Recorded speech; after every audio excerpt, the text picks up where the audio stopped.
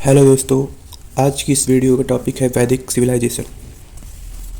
इतिहास के दूसरे चरण में कि सिंधु घाटी सभ्यता का के बाद जो उभरने वाली सभ्यता थी वो वैदिक सभ्यता थी, जो कि 1500 बीसी से लेकर के 600 बीसी के अंडर में आती है। सिंधु घाटी सभ्यता के बाद वैदिक सिविलाइजेशन ही मेन सिविलाइजेशन होता है, जिससे कि प्रश्न पूछे जाते हैं। और उत्तर वैदिक काल तक जितने भी मेन चीज़ें थी, जैसे कि उस समय इनके आगमन से संबंधित प्रश्न हो, या फिर इनके सभ्यता में किस प्रकार की चीज़ें हुई, कैसे घटनाएं घटी, और किन चीज़ों को विशेष में महत्व मिला, राजनीतिक संस्थाएं कौन कौन सी थी, ये सभी चीज़ें हम इस वीडियो में देखेंगे। तो यहाँ पे इनका सामाजिक जीवन, व्यावसायिक जीवन, हर चीज़ सामने आएगा, और जिनसे संबंधित प्रश्न बहुत बार पूछे जाते हैं। तो चलिए सबसे पहले हम बात करते हैं वैदिक सिविलाइजेशन के उद्भव या फिर उसके भारत में फैलने के बारे में। ठीक है, ऐसा माना जाता है कि यहाँ के मूल निवासी द्रविड्स थे, और द्रविड़ और आर्य दो तरह के विभाजन देखने को मिलता है। और जो मैक्स मूलर थे, हमारे विद्वान थे मैक्स मूलर, उन्होंने कहा कि आर्य जो है वो मध्य एशिया से आए हुए हैं।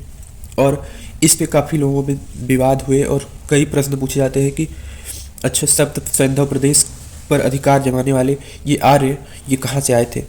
ठीक है, तो कुछ तो मानते हैं कि ये यहीं के मूल निवासी थे, लेकिन मैक्स मूलर का कहना है, हमने अभी बताया कि आर्य जो है भारत में मध्य एशिया से आए थे, ऐसा मैक्स मूलर कहते हैं। और बाल गंगाधर तिलक की बात करें तो वो कहते हैं कि आर्य जो है उत्तरी ध्रुव से आए हुए हैं भारत में। और दयानंद सरस्वती कहते हैं कि तिब्बत से आए हुए हैं। तो ये कुछ थे मेन जो कि प्रश्न पूछे जा चुके हैं। तो आगे देखते हैं। यहाँ पे वैदिक सिविलाइजेशन, जैसा कि इसके नाम से ही पता चलता है, वैदिक सिविलाइजेशन में वेदों का बड़ा महत्व है। यहाँ के प्राचीन ग्रंथ और प्रमाणिक ग्रंथ जो है वैदिक वेद ही माने जाते हैं। हाँ, और उनके रचनाकार के बारे में काफ़ी विवाद है। कुछ कहते हैं कि ये मनुष्य द्वारा निर्मित है, कुछ कहते हैं कि नहीं, ये अपौरुषेय है, इसे किसी मनुष्य द्वारा लिखा नहीं गया। तो यहाँ पे हमारी मेन मान्यता है कि अपौरुषेय है वेद। इनका संकलन करने का काम, इसको अरेंज करने का काम जो है हमारे महर्षि वेद व्यास ने किया था, जिनका पूरा नाम था कृष्णद्वैपायन वेद व्यास। ठीक है, और वेदों में त्रयी माना गया था, 3 वेदों को। जो पहले 3 वेद हैं, ऋग्वेद, यजुर्वेद और सामवेद, और चौथा वेद जो अथर्ववेद है वो बाद में जोड़ा गया है, इसलिए त्रयी में उसका नाम नहीं आता है। और अब यहाँ पे अगर हम बात करें वैदिक सभ्यता के विभाजन के बारे में, तो वैदिक सभ्यता का विभाजन हम लोग ऋग्वैदिक काल और उत्तर वैदिक काल 2 तरह से कर सकते हैं। तो ऋग्वैदिक काल जो है उसका कालक्रम मान्यता जो है उसके हिसाब से बता सकते हैं, तो वो 1500 से लेकर के 1000 बीसी के अंदर आता है। और उत्तर वैदिक काल जो है 1000 ईस्वी से लेकर के 600 बीसी के बीच में आता है। ठीक है, तो यहाँ तक हमारा ऋग्वैदिक और उत्तर वैदिक दोनों काल का विभाजन हो गया। और जैसा कि मैंने पहले भी कहा कि ये फैक्चुअल नहीं है, ये एक संभावित तिथि है 1520 ईस्वी पूर्व से लेकर के 1000 ईस्वी पूर्व तक ऋग्वैदिक काल की। ठीक, तो सबसे पहले हम इस वीडियो में ऋग्वैदिक काल के बारे में ही पढ़ेंगे, उसके राजनीतिक जीवन के बारे में, उनके संबंधित युद्धों के बारे में, और कौन कौन सी व्यावसायिक जीवन कैसा था उनका, ये सब। ठीक, तो ऋग्वेद के बारे में बात कर लेते हैं। तो ऋग्वेद जो है सबसे प्राचीन धार्मिक ग्रंथ है, जिसमें कि 10 मंडल है। और सूक्त की बात करें तो सूक्त मतलब 1028 सूक्त है। और 2 से लेकर के 7 मंडल जो है 2 से 7 तक के जो मंडल है उन्हें सर्वप्राचीन मंडल माना जाता है, मतलब वो पहले से काफ़ी प्राचीन है। और 8वां 9वां जो है उसको मिश्रित मंडल के नाम से जाना जाता है। और 2 से 7 के जो मंडल थे उनको वंश मंडल या फिर परिवार मंडल कहते हैं। और एक पहला और 10वां जो मंडल है वो नवीन मंडल के रूप में जाना जाता है, क्योंकि इसे बाद में जोड़ा गया है। तीसरे मंडल की बात करें तो उससे संबंधित कुछ प्रश्न आते हैं कि गायत्री मंत्र का जो उल्लेख है, गायत्री मंत्र वो किस मंडल से संबंधित है। तो गायत्री मंत्र जो है तीसरे मंडल से संबंधित है। और पूछा जाए किस देवता से संबंधित है, तो वो सूर्य देवता सावित्री देवी से संबंधित है। ठीक, तो ये सूर्य देवता को नमन करने के लिए है। अब यहाँ पे एक युद्ध हुआ था जो कि काफ़ी चर्चा में रहता है वैदिक काल से संबंधित। तो दसराग युद्ध हुआ था, जिसका वर्णन हमें वेदों में भी मिलता है। तो दसराग युद्ध दास एवं दस्यु जो थे उनके खिलाफ था। सुदास ने, भरत कुल के जो राजा थे सुदास, उन्होंने किया था ये लड़ाई दास और दस्युओं से। ठीक है, और दास दस्युओं की तरफ से जो गुरु थे उनका नाम था विश्वामित्र, और सुदास की तरफ से जो नेतृत्व कर रहे थे गुरुदेव, उनका नाम था वशिष्ठ। और ये युद्ध दसराग युद्ध जो है परशुड़ी नदी के किनारे लड़ा गया था, जिसे कि अब रावी नदी कहते हैं।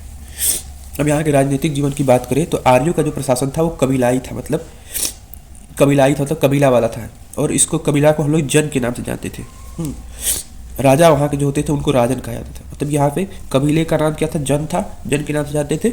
और जन के जो शासक थे, राजा होते थे, उनको राजन कहा जाता था या नेता। और ये कोई आनुवंशिक पद्धति से नहीं होता था कि मतलब राजा का बेटा राजा, ऐसा नहीं। वहाँ पे चुनाव होता था, उसके हिसाब से राजन का चुनाव किया जाता था। और यहाँ जो सभा और समितियाँ होती थी उसे प्रजापति की दो पुत्रियाँ कहा था। प्रजापति मतलब राजा की दो पुत्रियाँ होती थी। सभा और समिति मतलब राजा जो होता है निर्णय लेता था, जैसे आज के आधुनिक काल में संसद भवन होते हैं, वैसे उस तरह से सभा और समितियों के द्वारा ही निर्णय लिया जाता था। मतलब एक तरह से हम कहते हैं डेमोक्रेसी, प्योर डेमोक्रेसी था उस समय। और इसके बावजूद भी लोग मान के चलते हैं कि डेमोक्रेसी हम लोग कहीं और से अडॉप्ट किए हैं, ऐसा नहीं है। हमारे वैदिक काल में ही डेमोक्रेसी देखने को मिलती है। और पुरोहित पुरोहित जो होते थे, राजा के दरबार के महत्वपूर्ण पद होता था, मतलब पुरोहित जो कहते थे उसके हिसाब से काम होता था। और सेनानी जो होते थे उनको, ये भी हमारे राज दरबार के होते थे, सैन्य व्यवस्था को देखने वाले होते थे। और इस समय ऐच्छिक कर ली जाती थी, मतलब जैसे उसमें टैक्स व्यवस्था ऐसा नहीं होता था कि आपकी इच्छा नहीं है आप तब भी टैक्स लिया जाए, तो ऐच्छिक व्यवस्था थी। और जैसे कि बलि कहा जाता था। और राजनीतिक संस्थाओं की बात करें तो यहाँ पे सभा जो होती थी उसमें सभा में औरतों को एंट्री होती थी, फीमेल्स को भी अनुमति होती थी। और समिति का काम होता था राजा का चुनाव करना। और विदत की बात करें तो विदत जो होता है विद्वानों की सभा को कहा जाता था विदत। और विदत में फीमेल्स भी शामिल हो सकती थी। और गढ़ यहाँ पे सैन्य संगठन को कहा जाता था गढ़। इस तरह से काफ़ी डेवलप टेक्निक थी इन लोगों की। अब अगर यहाँ की राजनीतिक इकाई की बात करें तो कुल जो होता था उसके प्रमुख को कुलप कहा जाता था, ग्राम के प्रमुख को ग्रामीणी कहा जाता था, विष के प्रमुख को विस्पति कहा जाता था। और जन के प्रतिनिधि को राजन कहा जाता था, जैसा कि हम पहले भी बता चुके हैं राजन के बारे में। ठीक है। और यहाँ पे सामाजिक जीवन की बात करें तो सामाजिक जीवन जो था पितृसत्तात्मक था। और यहाँ पे वर्ण व्यवस्था जो थी वो कर्म के आधार पर थी। जैसे पुरुष सूक्त के 10वें मंडल में ये वर्णन मिलता है कि ब्राह्मण, क्षत्रिय, वैश्य और शूद्र 4 वर्ण थे। और उनके कर्म के हिसाब से उनको डिसाइड किया जाता था कि वो कैसा होगा। ठीक है। जाबालो उपनिषद की बात करें तो यहाँ चारों आश्रम के बारे में इसमें वर्णन मिलता है जाबालो उपनिषद में। और ब्रह्मचर्य, गृहस्थ, वानप्रस्थ और संन्यास 4 आश्रम थे। और यहाँ पे मंदिरों के प्रमाण नहीं मिले हैं। और इंद्र के लिए वेद में अगर बात करें मंत्रों की संख्या थी 250 और अग्नि के लिए 200। और वरुण जो होते थे वो नैतिक शिक्षा के जो देवता थे वो वरुण थे, नैतिकता के। और पिता का उल्लेख इसमें 335 बार मिलता है जो कि सर्वाधिक है। माता का उल्लेख 234 बार मिलता है। वेद गौरा का उल्लेख जो है 1 बार मिलता है। यमुना का नाम अगर पुराना नाम देख लेते हैं तो यमुना का नाम कालिंदी मिलता है और जो कि 3 बार इसका वर्णन होता है। पहले देख लेते हैं कुछ नदियाँ और उनके पुराने नाम। तो चिनाब नदी को अस्किनी नाम से जाना जाता था और रावी नदी को परुषणी नाम से जाना जाता था। गोमल नदी को गोमती नाम से, और झेलम नदी को वितस्था, और ब्यास नदी को विपाशा, और कुर्रम नदी को कुभरू के नाम से जाना जाता था। स्वात नदी को सुवास्तु के नाम से जाना जाता था। और इसी तरह काबुल को कुब्रा माना जाता था।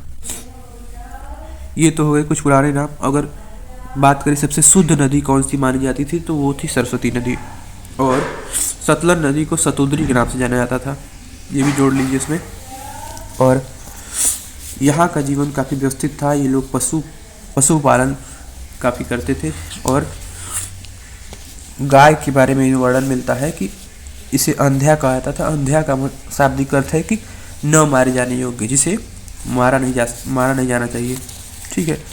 और यहाँ पे इस काल में घोड़ों का काफ़ी वो था, जैसे जिसके पास समृद्धि काफ़ी है उसके पास उस घोड़ों से ही पहचाना जाता था कि कितना समृद्ध इंसान है। हाँ, क्योंकि आर्यंस जो थे वो घुड़सवारी वगैरह काफ़ी करते थे, युद्ध वगैरह में घोड़ों का प्रयोग करते थे, इसीलिए समृद्धि का प्रतीक माना जाता था घोड़ा। तो यहाँ तक तो हमने ऋग्वैदिक काल के बारे में कुछ महत्वपूर्ण जानकारी पाई।